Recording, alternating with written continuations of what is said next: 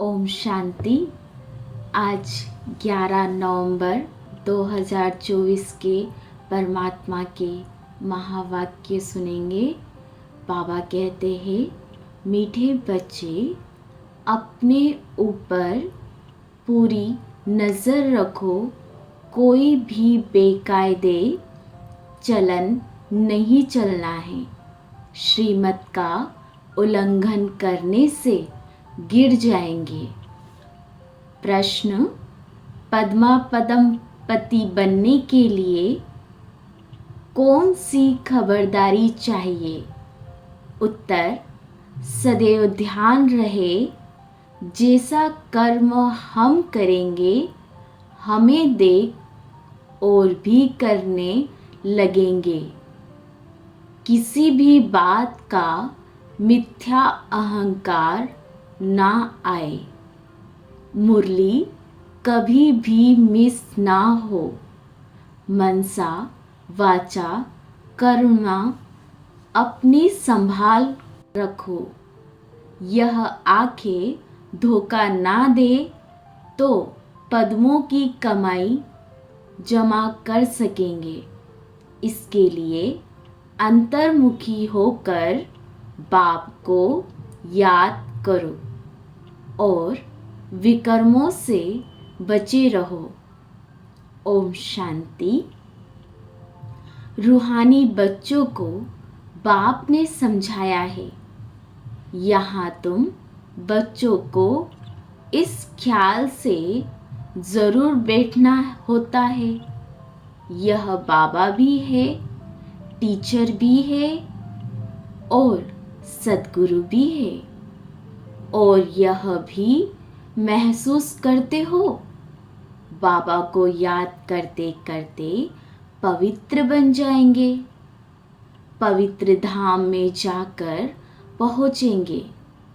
बाप ने समझाया है कि पवित्र धाम से ही तुम नीचे उतरते हो, उसका नाम ही है पवित्र धाम। से फिर सतो रजो तमो, अभी तुम समझते हो कि हम नीचे गिरते हुए अर्थात वैश्यालय में हैं।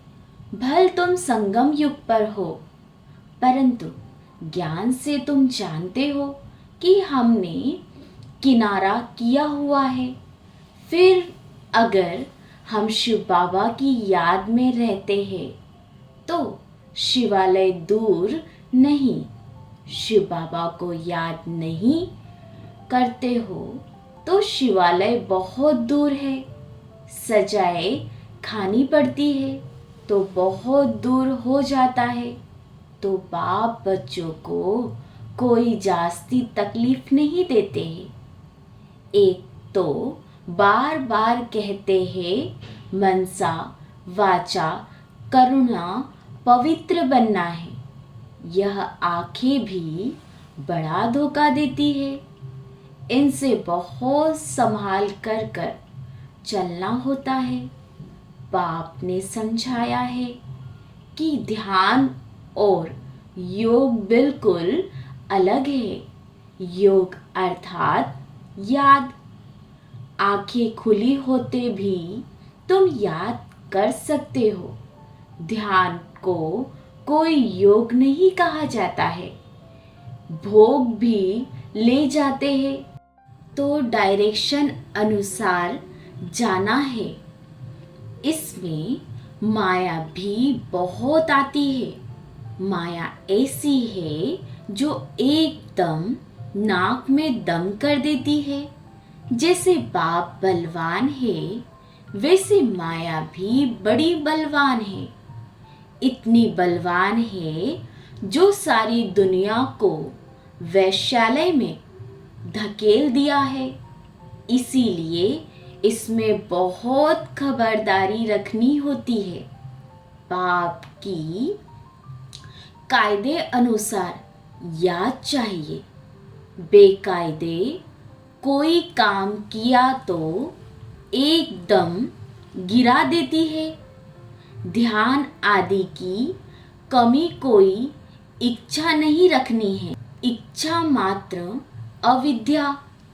बाप तुम्हारी सब मनोकामनाएं बिगर मांगे पूरी कर देते हैं।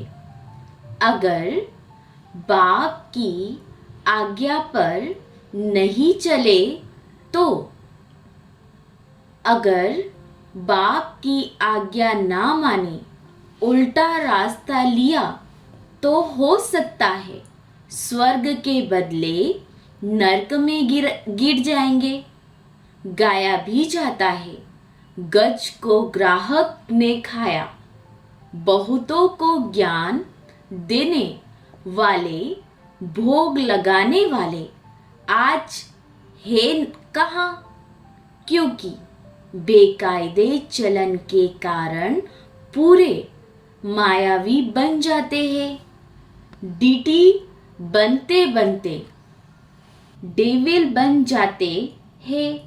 बाप जानते हैं कि बहुत अच्छे पुरुषार्थी जो देवता बनने वाले थे वह असुर बन असुरों के साथ रहते हैं, टेटर हो जाते हैं। बाप का बनकर फिर माया के बन जाते हैं। उन्हें टेटर कहा जाता है। अपने ऊपर नजर रखनी होती है। श्रीमत का उल्लंघन किया तो यह गिरे, पता भी नहीं पड़ेगा। बाप तो बच्चों को सावधान करते हैं कि कोई ऐसी चलन ना चलो जो रसातल में पहुंच जाए। कल भी बाबा ने समझाया, बहुत गोप है, आपस में कमेटियां आदि बनाते हैं। जो कुछ करते हैं श्रीमत के आधार बिगर करते हैं तो डिससर्विस करते हैं। बिगर श्रीमत करेंगे तो गिर ही जाएंगे। बाबा ने शुरू में कमेटी बनाई थी तो माताओं की बनाई थी, क्योंकि कलश तो माताओं को ही मिलता है। वंदे मातरम गाया हुआ है ना। अगर गोप लोग कमेटी बनाते हैं तो वंदे गोप तो गायन नहीं है, श्रीमत पर नहीं तो माया के जाल में फंस पड़ते हैं। बाबा ने माताओं की कमेटी बनाई, उन्हों के हवाले सब कुछ कर दिया। पुरुष अक्षर करके देवाला मारते हैं, स्त्री नहीं। तो बाप भी कलश माताओं पर रखते हैं। इस ज्ञान मार्ग में माताएं भी देवाला मार सकती है। पद्मा पदम भाग्यशाली जो बनने वाले हैं वह माया से हार खाकर देवाला मार सकते हैं। इसमें स्त्री पुरुष दोनों देवाला मार सकते हैं और मारते भी हैं। कितने हार खाकर चले गए, गोया देवाला मार दिया ना। बाप ने समझाते हैं, भारतवासियों ने तो पूरा दिवाला मारा है।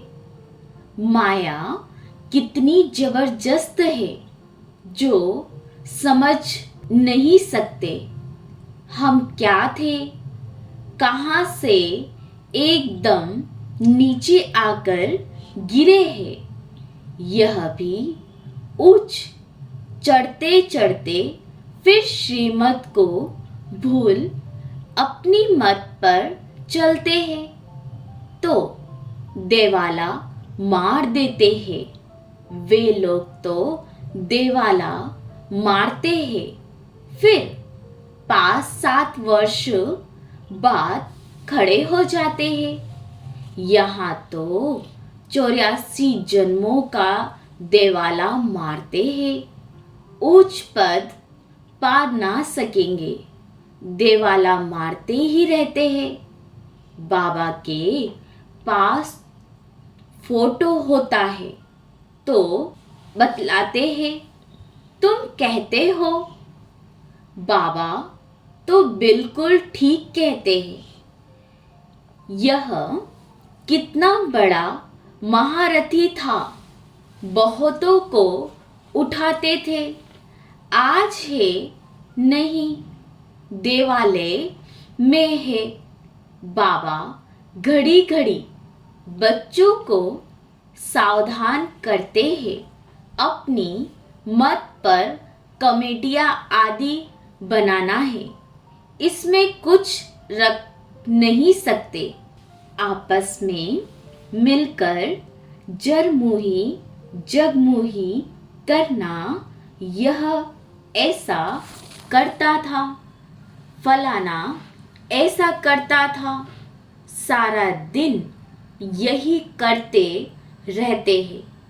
बाप से बुद्धि योग लगाने से ही सतोप्रधान बनेंगे। बाप का बने और बाप से योग नहीं तो घड़ी घड़ी गिरते रहेंगे। कनेक्शन ही टूट पड़ता है। लिंक टूट जाए तो घबराना नहीं चाहिए। माया हमें इतना तंग क्यों करती है? कोशिश कर बाप के साथ लिंक जोड़नी चाहिए, नहीं तो बैटरी चार्ज कैसे होगी? विकर्म होने से बैटरी डिस्चार्ज हो जाती है। शुरू में कितने ढेर के ढेर बाबा के आकर बने, भट्टी में आए, फिर आज कहाँ है? गिर पड़े क्योंकि पुरानी दुनिया याद आई। अभी बाप कहते हैं, मैं तुमको बेहद का वैराग्य दिलाता हूँ। इस पुरानी दुनिया से दिल नहीं लगाओ, दिल स्वर्ग से लगानी है। अगर ऐसे लक्ष्मी नारायण बनना है तो मेहनत करनी पड़े। बुद्धि योग एक बाप के साथ होना चाहिए। पुरानी दुनिया से वैराग्य, सुखधाम और शांति धाम को याद करो। जितना हो सके उठते बैठते चलते फिरते बाप को याद करो। यह तो बिल्कुल ही सहज है। तुम यहाँ आए ही हो नर से नारायण बनने के लिए। सबको कहना है कि अब तमो प्रधान से सतो प्रधान बनना ही है, क्योंकि रिटर्न जर्नी होती है। वर्ल्ड की हिस्ट्री ज्योग्राफी रिपीट माना नर्क से स्वर्ग, फिर स्वर्ग से नर्क। यह चक्र फिरता ही रहता है। बाप ने कहा है, यह स्वदर्शन चक्रधारी होकर बैठो। इस याद में रहो कि हमने कितनी बार चक्कर लगाया है। अभी फिर से हम देवता बन रहे हैं। दुनिया में कोई भी इस राज को नहीं समझते हैं। यह ज्ञान देवताओं को है नहीं, यह तो है ही पवित्र। उसमें ज्ञान ही नहीं, जो शंख बजावे वह पवित्र है। उनको यह निशानियां देने की दरकार ही नहीं। निशानियां तब होती है जब दोनों इकट्ठे होते हैं। तुमको भी निशानी नहीं है, क्योंकि तुम आज देवता बनते बनते कल असुर बन जाते हो। पाप देवता बनाते हैं, माया असुर बना देती है। बाप जब समझाते हैं तब पता पड़ता है कि सचमुच हमारी अवस्था घिरी हुई है। कितने बेचारे शिव बाबा के खजाने में जमा करते हैं, फिर मांग कर असुर बन जाते हैं। इसमें योग की ही सारी कमी है। योग से ही पवित्र बनना है। बुलाते भी हो, बाबा आओ, हम पति से पावन बनाओ, जो हम स्वर्ग में जा सके। याद की यात्रा ही पावन बन उच्च पद पाने के लिए। जो मर जाते हैं फिर भी जो कुछ सुना है तो शिवालय में आएंगे जरूर। पद भल कैसा भी पाए, एक बार याद किया तो स्वर्ग में आएंगे जरूर। बाकी ऊंच पद पा ना सके, स्वर्ग का नाम सुनकर खुश होना चाहिए। फेल हो पाई पैसे का पद पा लिया, इसमें खुश नहीं हो जाना। फीलिंग तो आती है ना, मैं नौकर हूँ। पिछाड़ी में तुम्हें सब साक्षात्कार होंगे। हम क्या बनेंगे, इससे क्या विकर्म हुआ जो ऐसा हालात हुए हैं। मैं महारानी क्यों नहीं बनी। कदम कदम पर खबरदारी से चलने से तुम पद्मापदम पति बन सकते हो। मंदिर में देवताओं को पद की निशानी दिखाते हैं, दर्जे में फर्क हो जाता है।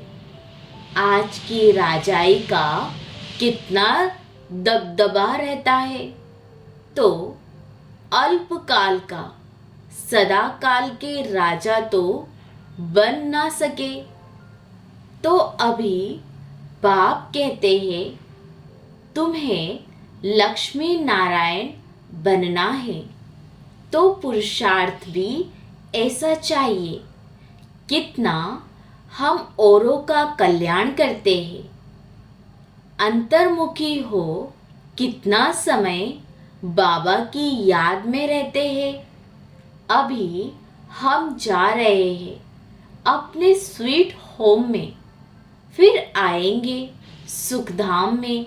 यह सब ज्ञान का मंथन अंतर में चलता रहे। बाप में ज्ञान और योग दोनों है, तुम्हारे में भी होना चाहिए। जानते हो हमें शिव बाबा पढ़ाते हैं तो ज्ञान भी हुआ और याद भी हुई। ज्ञान और योग दोनों साथ साथ चलता है। ऐसा नहीं योग में बैठो, बाबा को याद करते रहो और नॉलेज भूल जाए। बाप योग सिखलाते हैं तो नॉलेज भूल जाते हैं क्या? सारी नॉलेज उनमें रहती है। तुम बच्चों में भी नॉलेज होनी चाहिए, पढ़ना चाहिए। जैसे कर्म में करूँगी, मुझे देख और भी करेंगे। मैं मुरली नहीं पढ़ूंगी तो और भी नहीं पढ़ेंगे। मिथ्या अहंकार आ जाता है तो माया झटवार कर देती है। कदम कदम पर बाप से श्रीमत लेते रहना है, नहीं तो कुछ ना कुछ विकर्म बन जाते हैं। बहुत बच्चे भूल करते बाप को नहीं बतलाते, अपनी सत्यानाश कर लेते हैं। गलत होने से माया थप्पड़ लगा देती है। वर्थ नॉट ए पेनी बना देती है। अहंकार में आने से माया बहुत विकर्म कराती है। बाबा ने ऐसा थोड़ी कहा है। ऐसे ऐसे पुरुष की कमेटियां बनाओ। कमेटी में एक दो समझू सियाने बच्चे जरूर होने चाहिए, जिनकी ही राय पर काम हो। कलश तो लक्ष्मी पर रखा जाता है ना। गायन भी है। अमृत पिलाते थे, फिर कहा यज्ञ में विघ्न डालते थे। अनेक प्रकार के विघ्न डालने वाले हैं। सारे दिन यही झरमुही जगमुही की बात करते रहते हैं। यह बहुत खराब है। कोई भी बात हो तो बाप को रिपोर्ट करनी चाहिए। सुधारने वाला तो एक बाप ही है। तुम अपने हाथ में लो नहीं उठाओ। तुम बाप की याद में रहो। सभी को बाप का परिचय देते रहो, तब ऐसा बन सकेंगे। माया बहुत कड़ी है, किसी को नहीं छोड़ती है। सदैव बाप को समाचार लिखना चाहिए, डायरेक्शन लेते रहना चाहिए। यूं तो डायरेक्शन सदैव मिलते रहते हैं। ऐसे तो बच्चे समझते हैं। बाबा ने तो आपे ही इस बात पर समझा दिया है। बाबा तो अंतर्यामी है। बाबा कहते नहीं हैं मैं तो नॉलेज पढ़ाता हूँ, इसमें अंतर्यामी की बात ही नहीं है। हाँ, यह जानता हूँ कि यह सब मेरे बच्चे हैं। हर एक शरीर के अंदर मेरे बच्चे। बाकी ऐसा नहीं कि बाप सभी के अंदर विराजमान है। मनुष्य तो उल्टा ही समझ लेते हैं। बाप कहते हैं मैं जानता हूँ कि सभी तख्त पर आत्मा विराजमान है। यह तो कितनी सहज बात है। सभी चैतन्य आत्माएं अपने अपने तख्त पर बैठती है, फिर भी परमात्मा को सर्वव्यापी कह देते हैं। यह है एकच भूल। इस कारण ही भारत इतना घिरा हुआ है।